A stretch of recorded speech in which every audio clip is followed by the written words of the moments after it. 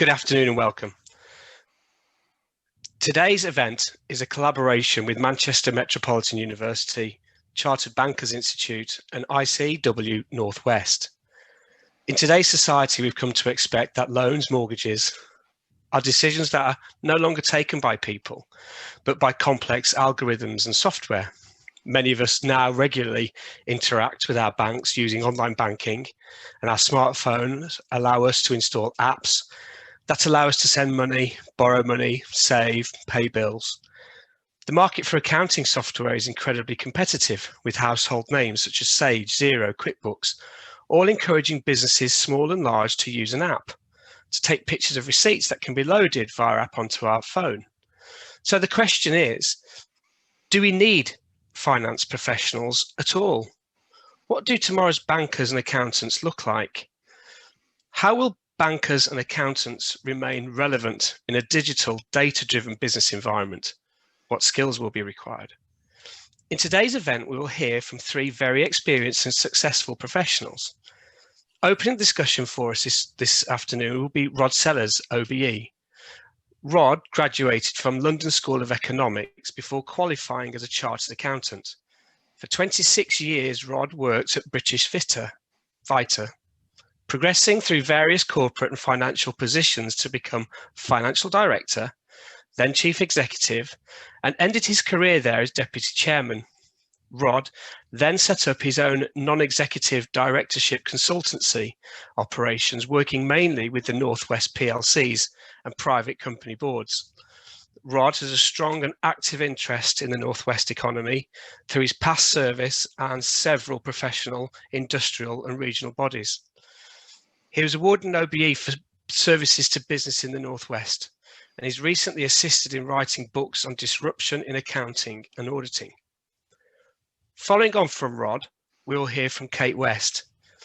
Having spent the first 15 years of her career working for a series of large UK and US corporates, Kate has an impressive portfolio of industry experience which spans both the service and manufacturing sectors. She qualified as a chartered management accountant, ACMA, CGMA, in 1995 and served a variety of roles in finance, corporate planning and business management, including 7 years at the industrial giant Caterpillar. Finally, we'll hear from Carol McLaughlin. Carol spent 20 years with EY Audit and Assurance in London and the Northwest. She was elected president of the Liverpool Society of Chartered Accountants 2018-2019, as well as an ICAEW council member from 2019, and now sits on ICAEW's Education and Training Board. Carol is an ILM Level 7 executive business coach, mentor and consultant at theaccountantcoach.com. She's also a writer, speaker, researcher, and program designer for Left Brain Plus Limited. Carol has achieved a master's research degree in CPD for accountancy and is currently undertaking PhD research on the future of roles within the accounting profession. Today's presentation should take approximately 30 minutes, and after they've done, we'll open up Q&A. So please make sure that if you have any questions to ask, pop them in the QA or the chat box, and we'll be happy to share them with the panelists after their presentations. In the meantime, please keep yourself on mute. Rod, over to you. Thank you, Justin. Well, good afternoon, everyone. I'm from the era of the old accountants rather than the new ones, but I may have some views on how things are developing. I started over 50 years ago in what we call the pieces of paper in a shoebox era. Computers had never really appeared at that stage. Pencil and paper were the tools of the trade. In fact, the definition of spreadsheet was a piece of paper about the length of my desk with lots of numbers on it. And that was quite a different experience to what my daughter-in-law, when she qualified as an accountant only a few years ago. So a lot has happened in intervening 50 or so years, and it's quite instructive to think about how we've moved from what I call the paper and pencil stage through all the various stages of computing, and up to now, where I'm trying to get to grips with blockchain, with artificial intelligence, with big data, with the cloud, with dark web, the grey web. That's an even interesting more one. You know, what's going to happen over the next 50 years? If all that we've seen in the past 50 years have developed so radically, there's got to be a heck of a lot going to happen going in the future. I mean, I've been involved, as Justin said, in a book where the lead author, a professor of accounting, talks about events accounting, database accounting, triple entry accounting. God, those are exciting ideas which you all want to grapple with. And it's a different world we're moving into. So against that background, I was trying to think, what is it that the finance professional needs to understand about the working environment as we go forward? First of all, the key thing that I think has changed is we have much more importance on data capture, which of course brings with it that interesting concept of GIGO, garbage in and garbage out, which of course none of you will be involved in, but data entry is the crucial thing to this. And once it gets into a blockchain, it's established there for eternity, to the best of my understanding. The problem is that if we put garbage in, mistakes can open up records to hackers, passwords can be compromised. I was quite pleased to read today that the police have managed to get into a cyber ring, and they managed to reclaim, is it 250 million quid or something, which will actually keep the police in cash for a little time, perhaps. But fraud is a major area, and we're dealing with something which is intangible. When I was involved in fraud, sorry, not me personally, says he carefully, but in reviewing it as part of my auditing, it was seeing whether they had actually got the 15 tons of petrol in their tank that they said, or was it only 10 tons? Now it's in the cloud, it's figures, it's numbers, and it's much more less tangible and able to understand. So cyber currencies is probably the best example of all that's happening in this area. And I'd be interested, if we get to Q&A, any of the bankers' comments on cyber currencies, because we do have a situation now where certain countries and certain banks are trying to block the use of the cyber currencies, whilst at the same time, other people are saying cyber currencies are the future.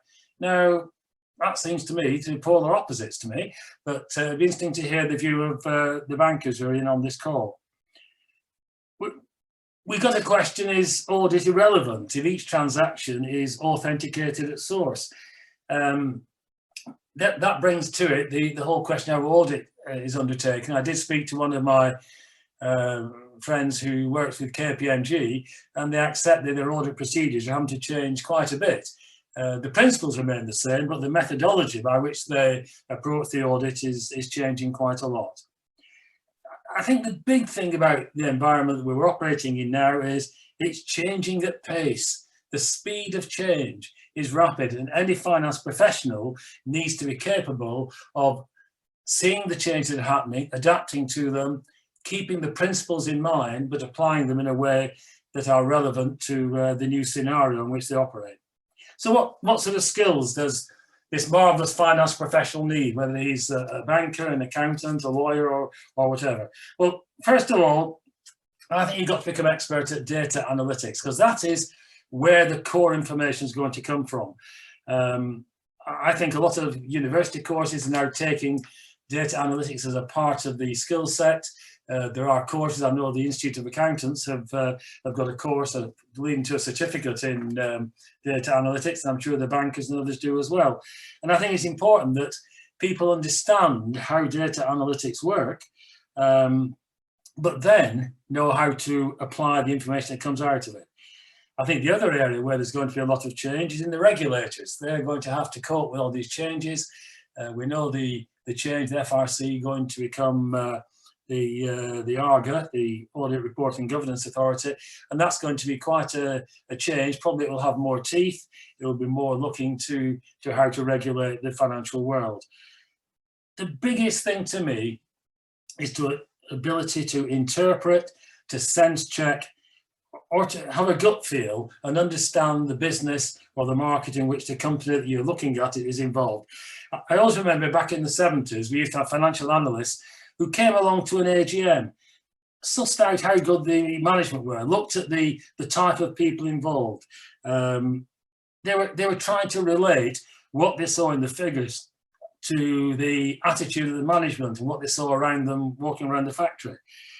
The problem now is that people have moved too much reliance, in my view, on computer models, and we all know that computer output is infallible.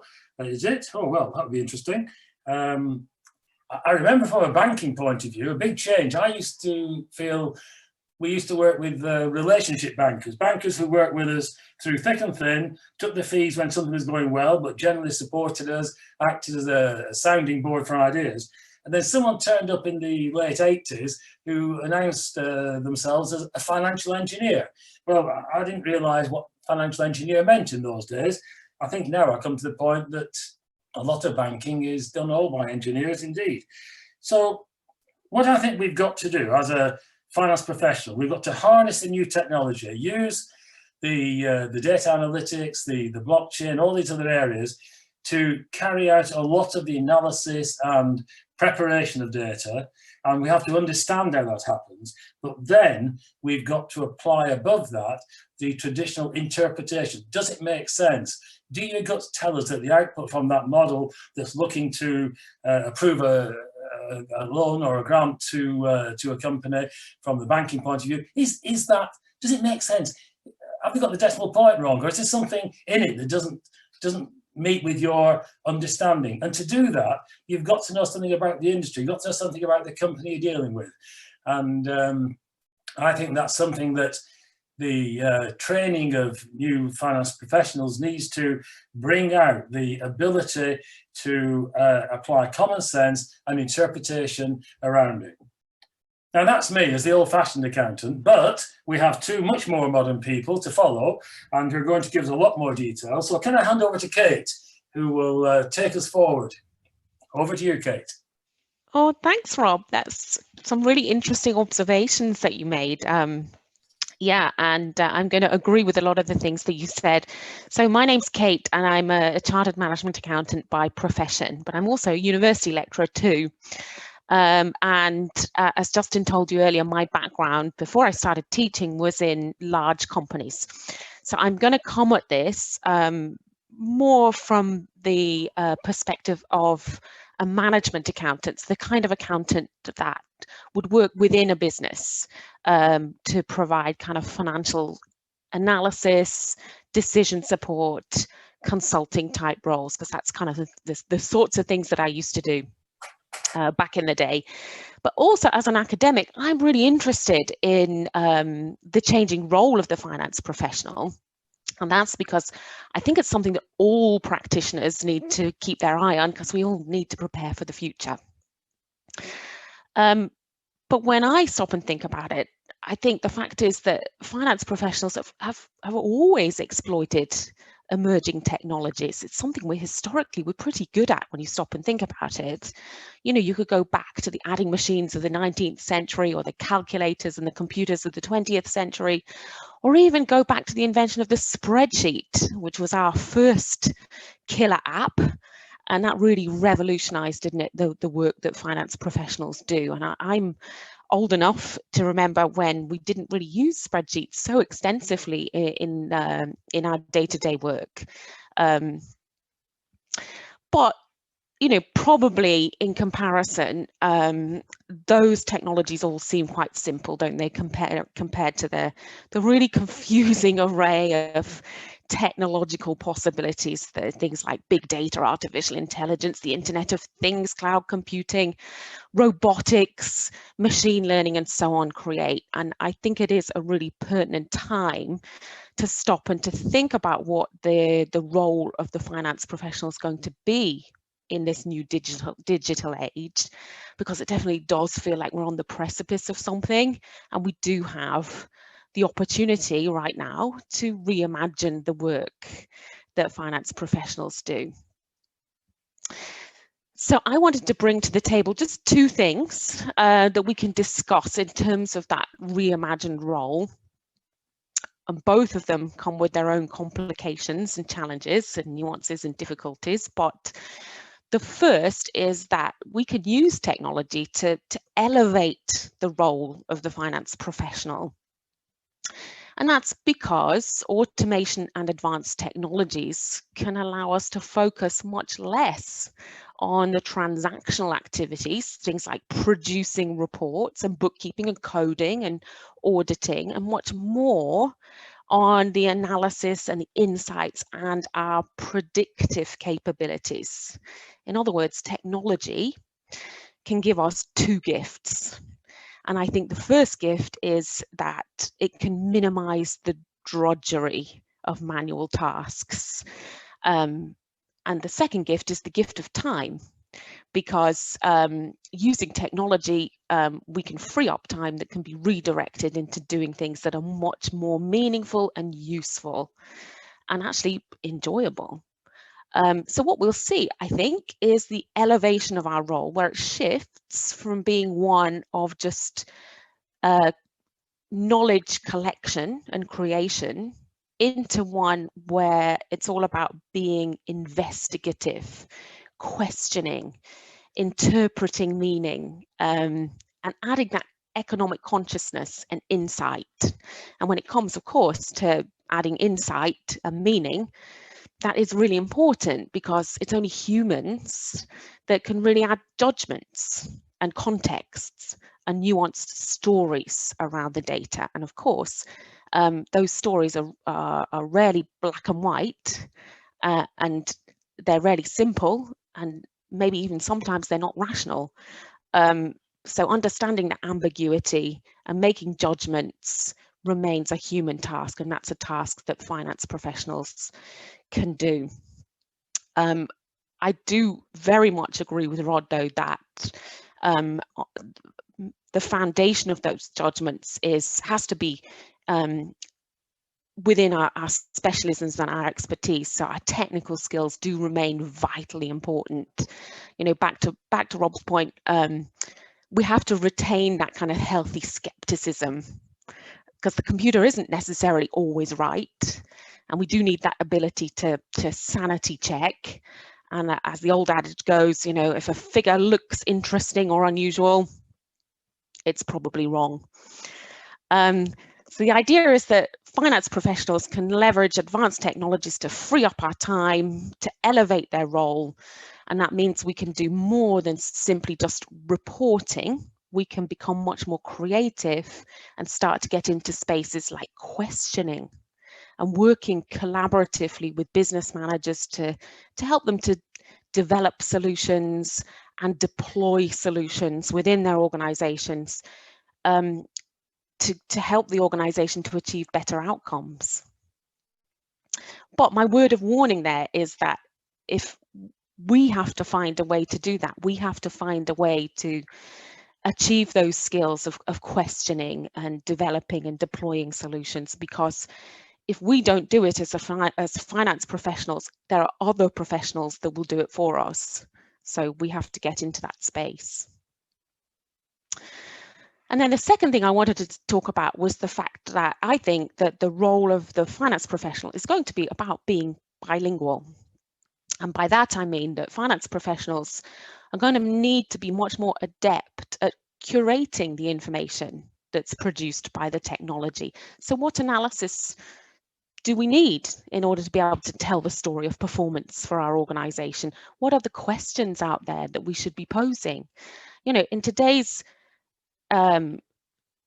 technological environment, almost answers are cheap. You know, we can find answers everywhere. But it's having the curiosity and the talent to spot the right question that can be much more meaningful and much more value added in terms of changing business outcomes. So if we're going to be able to drive insights from data and exploit new technologies, we really do have to be able to speak both the language of business, but also the language of data analytics and the technical specialists, so that we can translate between the two. So just to summarize, I think that there is a real opportunity to reimagine the role of the finance professional in the digital world. I think we can use advanced technologies to elevate our role into something that's much more creative, more value added, and more fulfilling and more meaningful. But I also think that we can emerge as bilinguals, so people who can translate between the advanced data scientists on one hand and the kind of non-technical decision makers within our organizations on the other. So those are my thoughts. I'm going to hand over to Carol now, who's going to let us know what she thinks. Mm-hmm. Thank you, Kate. Well, I guess I'm really building on what the two of you have presented already. So my background was quite traditional in accounting and finance. I was an auditor in a Big Four firm for around about 20 years. But if I tell you now that the PhD research that I'm in the process of writing up, the working title is From Bean Counter to Lion Tamer. And if I also tell you that I run a coaching consultancy for accountants called Left Brain Plus, I think that will really tell you something about, you know, where I believe the finance profession is heading at the moment. And to be honest, it's not all over the hill. It's actually here now. I do a lot of career coaching with budding finance professionals and more mature and senior finance professionals. And the sort of obstacles that people are actually already hitting are those things that our panel members have already mentioned today. So if I was to encapsulate it, I would say that Left Brain Plus probably sums it up. I think business and finance profession have got a fantastic core skill set. It is predominantly what we used to call the left brain. So it's all about the logic, the analytics, being rational, being good with the numbers, not miraculous with the numbers, but you know, numerical and being able to read them and understand them. But actually, the finance professional of now and in the future will actually need more of a rounded skill set, in fact. And we've been saying that for years, of course we have. So it's reasonable to sort of push back and say what's actually going to be different. And I think just picking up on a couple of things that have already been said, Kate mentioned spreadsheets, and I've looked back at the history of what happened to the profession. And there was definitely a watershed before and after spreadsheets. And I would imagine that most people who are on the call today probably can't imagine life without a spreadsheet. I mean, I've been around for quite a long time myself, and even I can remember starting my career with Lotus 123. It wasn't Excel then, but you know, it was still a technology device. I never had to sit like my dad did and add up penciled numbers in a simplex book. But it really transformed the bean counting side of the profession when we brought spreadsheets in, when spreadsheets came of age. And,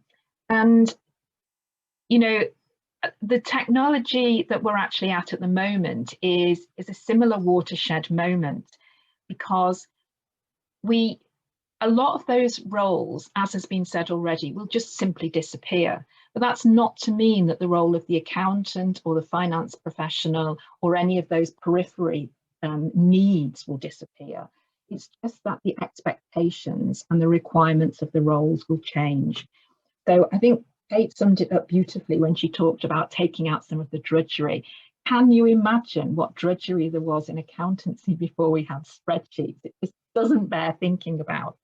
Well, we'll be looking back in probably only 5 years now and thinking about what we've done in management accounting and in some of the banking transactions, and thinking, you know, how did we actually find the time or the mental capacity to do some of that really, really basic transactional stuff?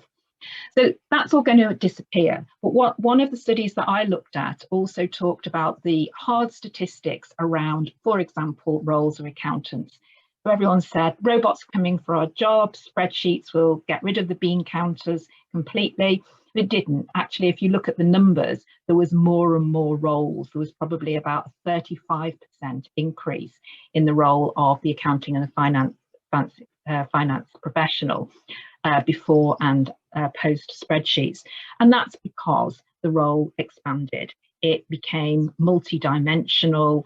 The skill set started to become more and more rounded. And that's really what we're forecasting today. we'll be very aware that we're living in this environment that's often been called a VUCA environment, with volatility, uncertainty, complexity and ambiguity.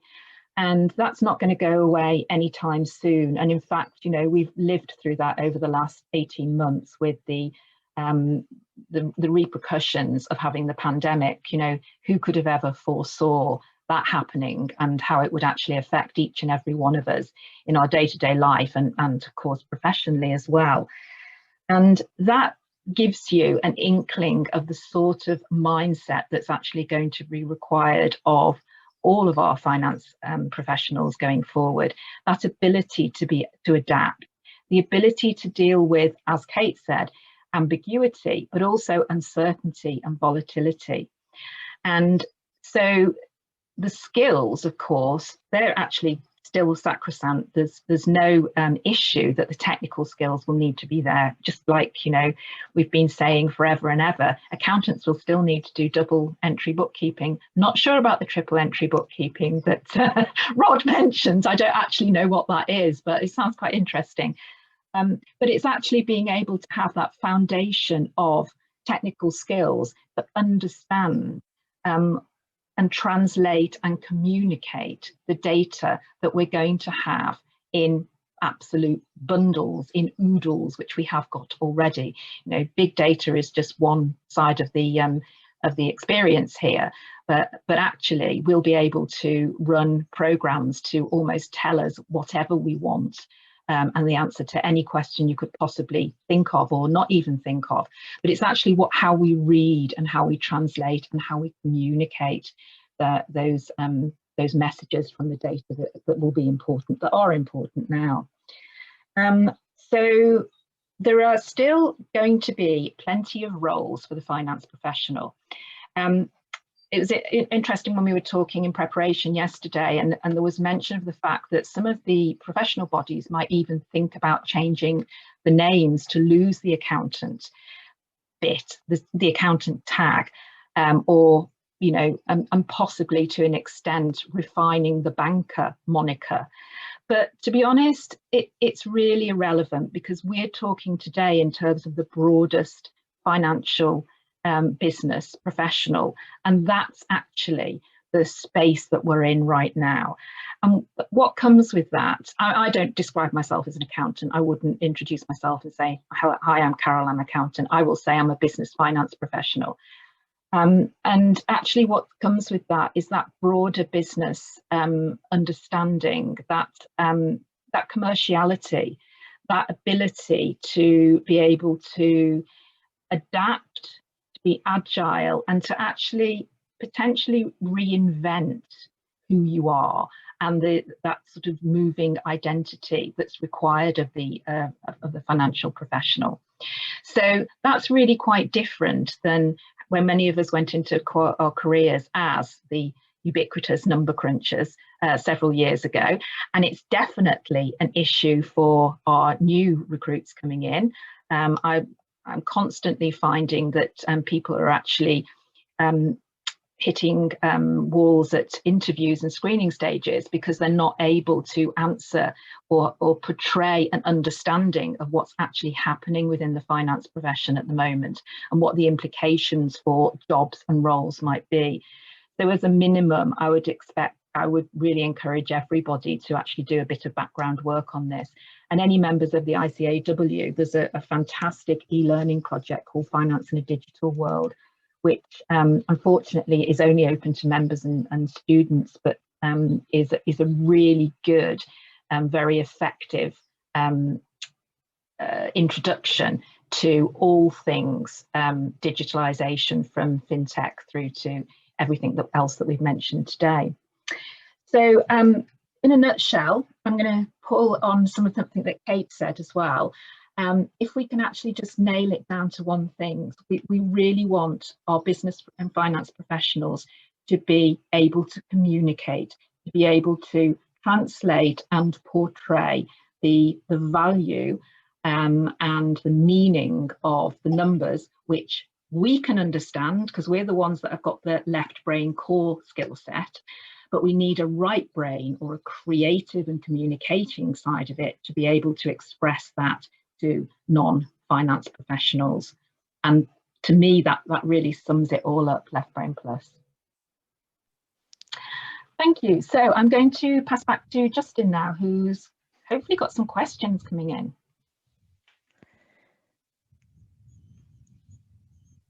There we go. No one had a chance to say I was on mute. Thank you, Carol. Thank you, Rod. Thank you, Kate. We do have some questions coming in. I think the one thing that stood out to me, having listened to particularly Carol's update, was I think there was a Dell report issued by Dell in 2018 that said 85% of jobs that will exist in 2030 haven't even yet been invented. And I think that's a really interesting little bit of information for us to think about. And with that, the first question that we have is by one of the attendees from the University of Leeds. Apologies if I don't pronounce your name, but the question is that there's been a lot of discussion about the capabilities of emerging technologies. I wonder the panel's thoughts about roles that do not yet exist.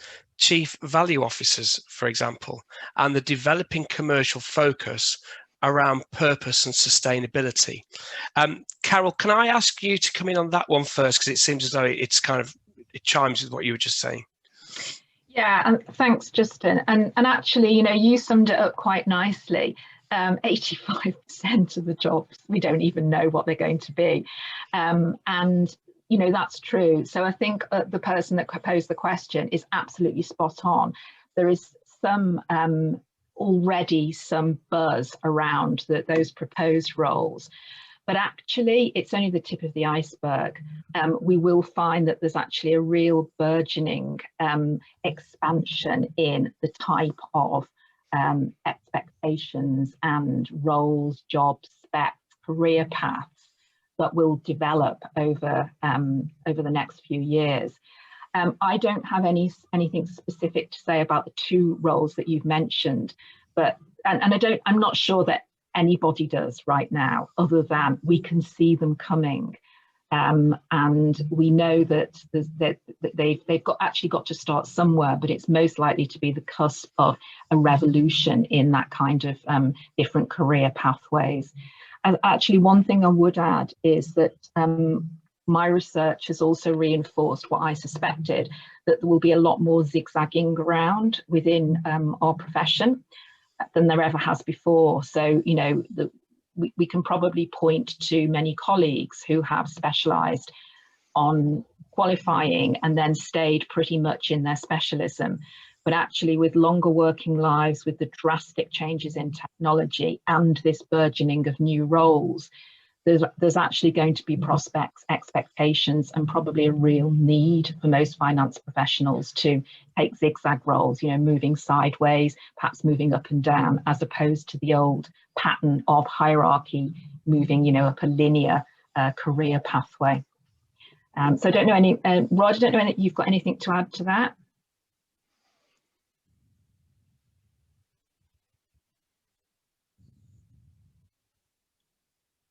I don't think he has. Rod, you're on mute. I'll come off now. The only thing I would say is I think professionals need to relate to other expertise as well. I mean, I think if I take the audit as an example, I'm sure banking has similar situations.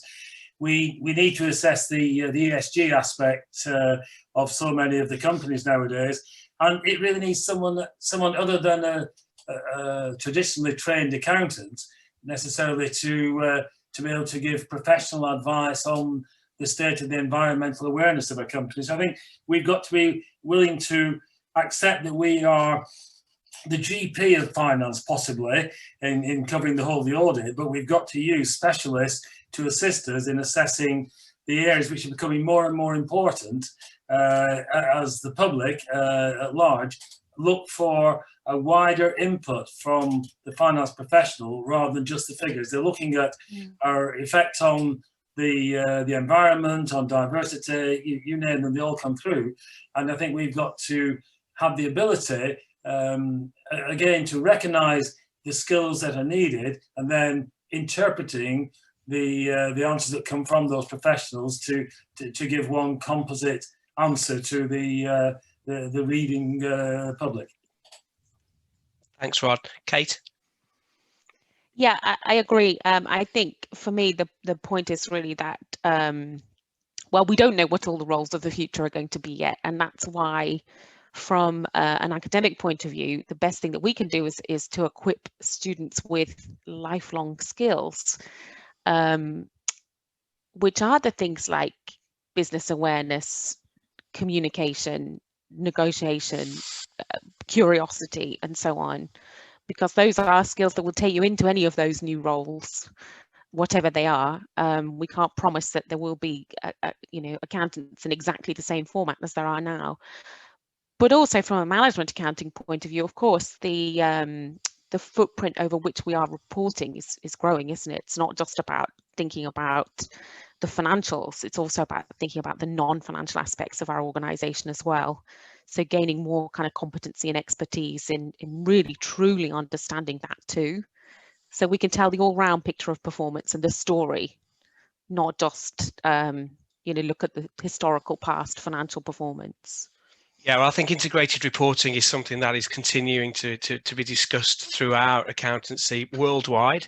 And I know that IFAC, the International Federation of Accountants, for example, it's something that they talk about on a regular basis, this opportunity to talk about the whole organisation as opposed to just the accounts or the financial information. Ian Claverden's asked a quick question, and Rod, this one's for you, I think, given your answer to the last question. The proposal for ARGA is to separate audit consultancy. How does the panel feel this will impact on the smaller non-Big Four firms?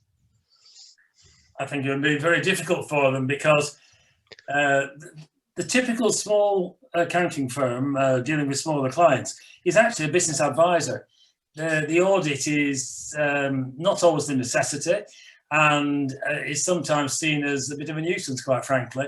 The value the accountant can bring to small businesses is that overall view, and I think it even emphasises even more the life skills they should have in understanding the context in which the company is operating, the client is operating, and the opportunities in that particular marketplace. It was interesting. I was playing golf, as one does when you retire, quite a bit yesterday, and with a guy who heads the sixth form of a school here in Bolton. And his role is purely to develop life skills. And it just strikes me, it's across the whole range. It's communication, it's ability to put your ideas over. It's something which we were never taught at school, quite frankly, 50 odd years ago. But they're obviously centre place now in teaching of any professionals, their ability to gather information, interpret it, and communicate it, and engage the recipients with the content of what you're saying. So I think Arga is going to struggle with the smaller companies to differentiate them. I think for the Big Four or the Big 10, yes, there will be a split. I think the economics are going to be difficult, because audit is a loss leader in many of the firms. They make most of the money on consulting, as I understand it. And I think if there's a split between the two, I'm not sure you'll be attracting the best people into the traditional audit arm if they don't see the same progression into the wider consultancy, which most people going into an accounting firm do. I mean, Carol's an example. She worked in auditing and then moved into a wider consultancy role since, either within the firm or elsewhere. And I think that if we separate the two, it may be that we don't have the separate wall between advisors and people who are auditing, but I think it weakens the total contribution that company can make if they're two separate. Thank you, Rod. What I'm going to do now is I've got a number of questions that are coming in, so I'm going to move straight on to the next question, if that's all right. But so it's a little bit more general as opposed to just going down the accounting and audit pathway.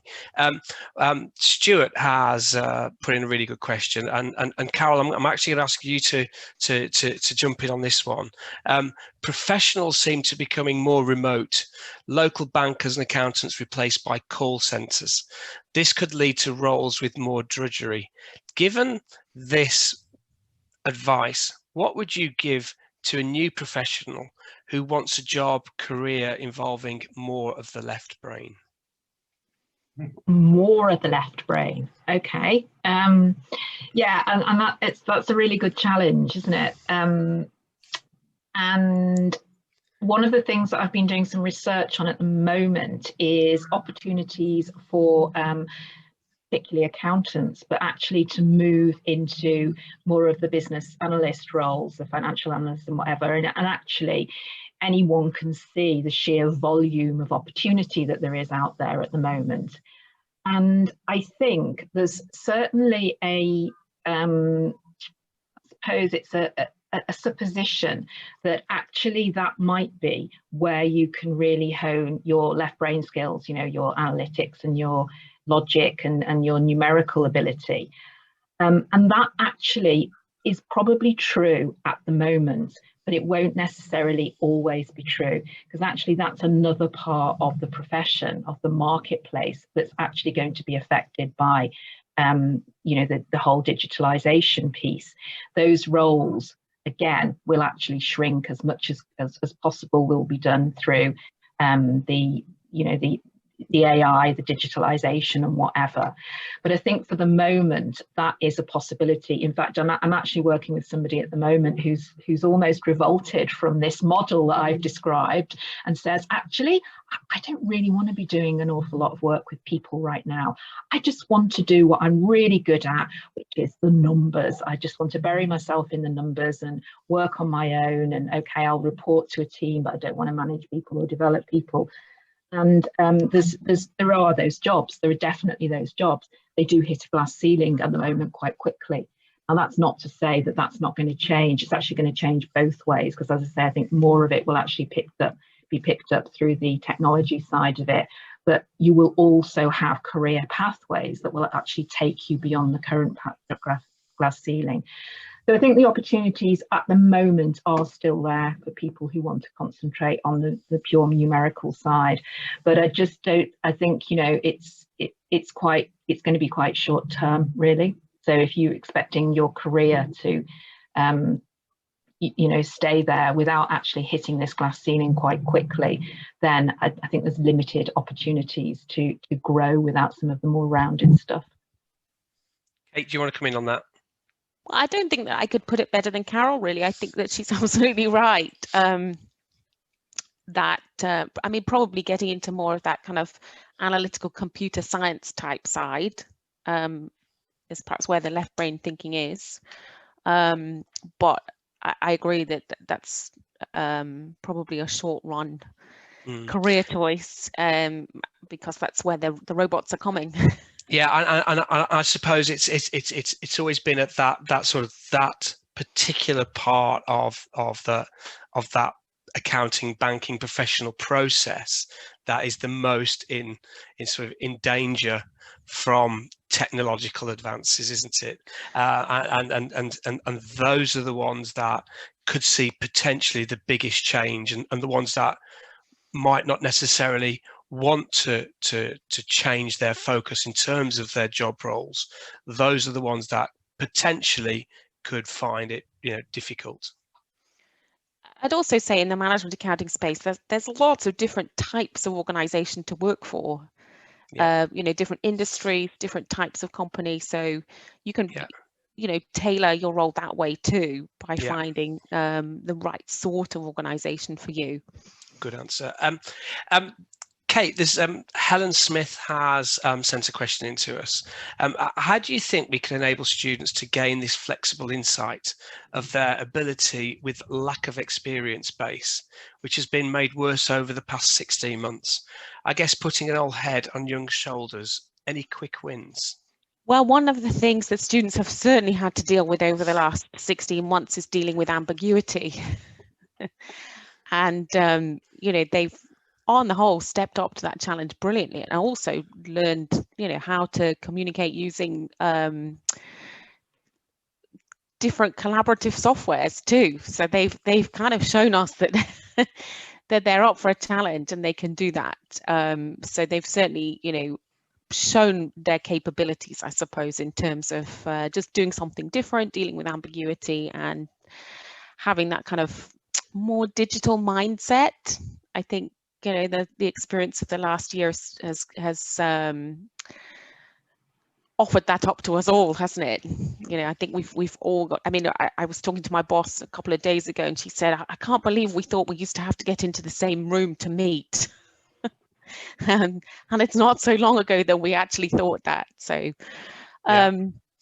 so yeah, I mean, the sorts of professionals that we're talking about with great commercial acumen and people who've got real strategic thinking and a global mindset and appreciate the opportunities of technology, they're amazing people, aren't they? And there's not too many of those people around. So, but they're also people who've grown with experience. And so, you know, young people at early career professionals are not going to have all of those skill sets yet. But by having the vision and understanding what they're aiming for, they can start to build that portfolio. And nobody's expecting anyone to be brilliant, you know, from day one. You know, you build that portfolio through time, don't you? Your strategic mindset, your agility, your ability to communicate, your, you know, your business insight and your decision making, you build it through time. Fantastic. Rod? I was lucky when I went into the accounting profession. I was in a section of the firm called General Practice, where we dealt with small clients. We dealt with every aspect of the firm. So one day you're doing the payroll to help them out, the other day you're doing stock count, the other day you're trying to count the petty cash if it hadn't already disappeared. So that gave me a good insight across the range. And I suppose I would say it in the current climate going forward, that if someone's able to spend some time in a smaller firm or a department of one of the bigger firms where you're dealing across the range of different clients and in different depth, as well as spending time with the big companies where you're doing audits or reviews of the finances of the FTSE 100, if you can get that combination in some way, I think you improve your chances to hone the experience skills alongside the technological skills. And that's something that I would encourage where people are able to do it. I mean, for example, on the banking side, I thought being involved in banking to private equity was probably more interesting and gave more exposure than in the big clearing banks. I'm sad that we don't have the local bank manager now. I don't mean a Captain Mainwaring type, but those who were actually capable of interpreting and helping you with the business. I think you're lucky if you're involved in one of the private banks, you still can have a bank manager who's there to help from time to time. But I think we've got to accept that where the vast majority of banking is done digitally and automatically, then there isn't necessarily a role for a manager for that process, but there is a role for when people are looking to raise money, decide how to use it, how to invest, what's the right type of investment. And I think that if you can get into the department of a bank that's dealing with that aspect, I think you're going to get a lot more experience very quickly. Carol? Can I just add something there, just to sort of build on what Rod was saying? I am a great fan of transferable experiences. So the marketplace, actually, there's a lot of demand for new finance professionals at the moment anyway, but there's a toughness in the marketplace in that some of those traditional ways of getting the experience, you know, doing the internships and that sort of thing, they're just not there. I mean, I'm seeing lots of hundreds and thousands of internships have now gone online, which is, you know, it's great for getting the opportunity, but it's sort of limiting the experience that you can learn from that. So what I would say to anybody that's thinking of entering the finance profession, or perhaps if you're already in it and you're looking at sideways move, is look, try and expand your mind a bit in terms of thinking about what other experiences might be transferable. So what we do know at the moment is that there's a massive demand for volunteers in all sorts of parts of our life. You know, work-wise, but also, you know, sort of more broadly in the health service, for example. And think about how you can get involved in community things that might give you an opportunity to work face-to-face, and what learning you can bring from that can then stand you in good stead for the next stage of your career. So that's whether, you know, it's being able to talk vibrantly and knowledgeably through what you learned, what the setbacks were, how you experience the bigger picture at a recruitment interview, or actually, you know, even if you're moving within jobs as well. So don't necessarily think in terms of the only way to do it is necessarily getting the exact right experience of something that, you know, you're looking to move into. Try and think but more widely than that. And the good thing about that is it will encourage the thinking processes to be more expansive in actually making those links. And again, that plays into this idea of the broader mindset, you know, the more rounded skills mindset. And just before I finish, I just wanted to make one point. Don't for 1 minute think that I'm dissing the Left Brain Plus, because I actually think it's the best starting point. You know, if you think about having a core left brain skill set, and actually adding on right brain learning and right brain skills, that actually, certainly from where I'm sitting, seems a lot more possible than the other way around. You know, and I'll leave it at that for the moment, but I really just wanted to sort of fly the flag for those of us who do come from the numerical disciplines. Carol, very interesting, actually. I've got some feedback there. Given your answer to the last question, Carol, some individuals from both banking and accounting who are very much focused in that technical left brain way might well feel overwhelmed by the pressures to upskill and are hesitant to step out of the comfort zone. What advice can we offer to people who may be feeling a little bit overwhelmed by this sort of need to change their skill sets? I think if I just start, and then I'm sure that Kate and Rod will have some contribution to make. So that's really where I wanted to absolutely fly the flag, first of all, for that left brain skill set, and say you're in a great place. It is a great core skill set and probably inherent preference that you've got to start off with. And this is not about reinventing yourself. This is actually just adding some small extra nuances to the way that you go about things. So actually, if I tie it back to what I was saying about opportunities within the community, that actually is quite a nice and safe way to start to move out of your comfort zone a little and try out expanding your experiences and skills in a non-threatening and safe way. But it doesn't mean, it's not revolution here. This is actually accepting a great core set, but actually improving it. You've got a great cake there, and this is actually about the icing on the cake that you're going to need to move on to your next role or your first role or whatever it may be. So I definitely don't want to upset anybody and make them think that, you know, that they're in the wrong place, because it's absolutely the opposite. It's just adding some fine tuning there as well. So think about community opportunities for a safe experiment. Rod, do you want to come in on that? I think there are two types of people: those who want to broaden their experiences and understand the wider interest. And that's fine, and that's something that always was my approach. But there are others who want to become extremely good in a technicality, and we should respect that position as well. People who may become heads of purchase ledger situations, or people who want to move on through the technicality, the excitement of auditing practices. I mean, it's all the people get excited about auditing. I'm trying not to, but you know, to get to the top in a big accounting firm, you've got to become a technical expert at auditing. When you get to the very top, you've also got to be good at marketing and bringing in new clients. But each into their own. I remember interviewing people in the accounts department of a company I was with many years ago, and there are some who are perfectly happy doing the job they were doing, getting better at doing it, but weren't looking to do the wider interest which may have taken them to promotion in a wider area. That's up to them, and I think we should encourage both in their own areas so that they don't go too far and end up not fulfilling their capabilities because they're being forced into something which they don't feel comfortable with. Kate, do you want to add to that? Yeah, I definitely agree with the things that Rod just said there. I mean, it is easy to become daunted and overwhelmed, I think, with all this talk about the new world. But what I would say is dip your toe in.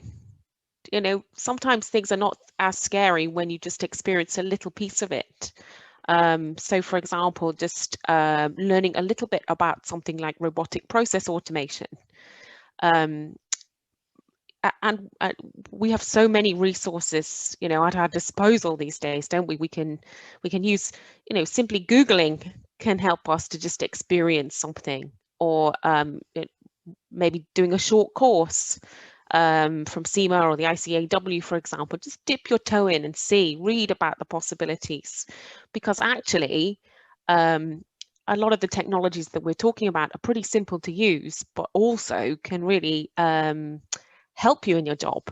So I'll just tell you a story that I heard about from the CPA conference, Management Accounting Conference in Australia, and it was told by a technician who had implemented robotic process automation in a client company. And so to do that, he worked with a financial analyst whose job it was to spend 2 days a week auditing a spreadsheet. And then as a result of the audits, she would take actions to save the company. It was estimated that she saved the company around $200,000 a year. And the technical consultant who implemented the robotic process automation process said that he remembered the day that he handed over the software, and the financial analyst looking at him in horror as she realized that the work that she had been taking 2 days a week to do was going to take the robot just mere seconds, and worse, that she was only able to audit about 10% of the spreadsheet, but the robot could do 100%. And she said to him, "That's my job gone." But it quickly became apparent that actually the robot could audit 100% of the spreadsheet, which was brilliant, because the other thing that it could do was it could kick out a list of things that needed anomalies that needed to be investigated. And so by turning her attention to the anomalies that needed to be investigated, she was able to save 5 times that amount for the organization, and actually began to love the robot. And realized that, you know, the opportunities were really there to add more value, to do more meaningful work. And so sometimes what seems scary to begin with perhaps isn't as scary, you know, once you get into understanding a little bit more about it. So I would say dip your toe in, see what the opportunities, you know, are, and just bite off the elephant one piece at a time. Fantastic. That's a great answer, Kate. It's I think a lot of the time it's about pivot, and very often if you can remain agile in some way, shape or form, you can react. And very often out of a challenge like that, you can find opportunity. We've got just under 2 minutes left. So we've got one final question, and it's from Pardeep. I'm just going to, I probably have to change this question around a little bit, but I think what Pardeep's asking is, what is the role that educational institutions such as universities, for example, will play in the upskilling or the giving of knowledge for students from banking and accounting professionals, when the environment at the moment from a digital perspective is so disruptive? So I will look at Rod to give me an answer on that, because I know Rod's doing some good stuff with the university at the moment. Yes, I think we come back to the life skills personally. I think that the university isn't there to teach you perhaps the debit and credit aspect. It tells you some of the fundamentals of accounting and of banking analysis. But I think it's the universities can do a lot in terms of the upskilling. The little unit we're doing with Manchester Met University is hoping to encourage the students to learn about their presentation style, doing the famous elevator pitch, where they've got 2 or 3 minutes whilst the lift's going up in the building to give the absolute core of what they're doing, what they're trying to analyse and what the results are, and excite the person they're talking to. And I think the more a university can develop those communication skills and their ability to take concepts and explain them in terms which the man on the number 7 bus can understand, then I think that's where we're making the progress. So we assume that there can be technical competence taught, but we've got to put a lot of emphasis on the life skills that help us to get the full benefit from that knowledge that we have from the technical side. Brilliant. Thanks, Rod. Anyone else want to come in on that one?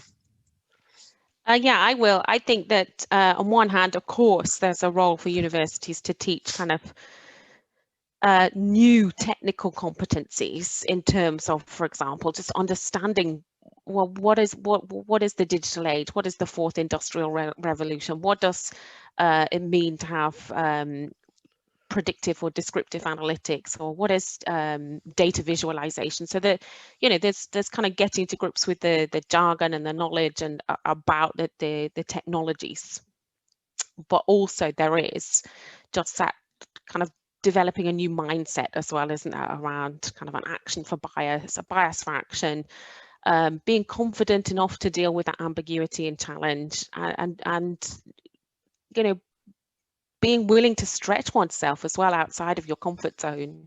And really, these are all the things that we're talking about. The more I've learned about degrees over the last 10 years, the more I've come to realize that many of them are all the same. In that you have a kind of core of technical knowledge. So, you know, I happen to teach on an accounting degree, but the life skills part of any degree is all, you know, probably the most important part. And you know, what we're really teaching is life skills. We're just hanging those life skills off a different set of technical competence, whether you're learning engineering or computer science or accounting, or you've still got those life skills to learn. Fantastic. Carol, do you want to finish us off? Very, very quickly. I'd sum exactly that up in that it's actually about learning the how as the what. Almost the what doesn't matter, you know, because it's going to change. But we've got to learn how to then learn the next thing, you know, and that's all about the understanding, understanding ourselves, how we learn, and how we actually get the knowledge in the first place. So what is great, but how is even better, because that's sustaining us for forever. Brilliant. Thank you. So it's now just after 2 o'clock, so I'm going to bring us to an end there. I think it's just it's been an incredibly fascinating discussion, and it's hopefully something that people can take away with them to realise that this is a fantastic opportunity, and that digitisation, data is not necessarily something that we should be scared of, but it gives us a chance to embrace new skills and to potentially look at slightly different directions from where we thought we might be going. With that, I just want to say a huge thank you to Carol, Kate and Rod. It's been an absolute pleasure talking to you both. Thank you to the MMU team and Chartered Bankers, and also Claire, ICAEW Northwest, for putting this together. And again, thank you so much. Thank you to everyone who's come along, and hopefully we'll see you again soon. Thank you. Thanks, Justin. Thank you, Justin.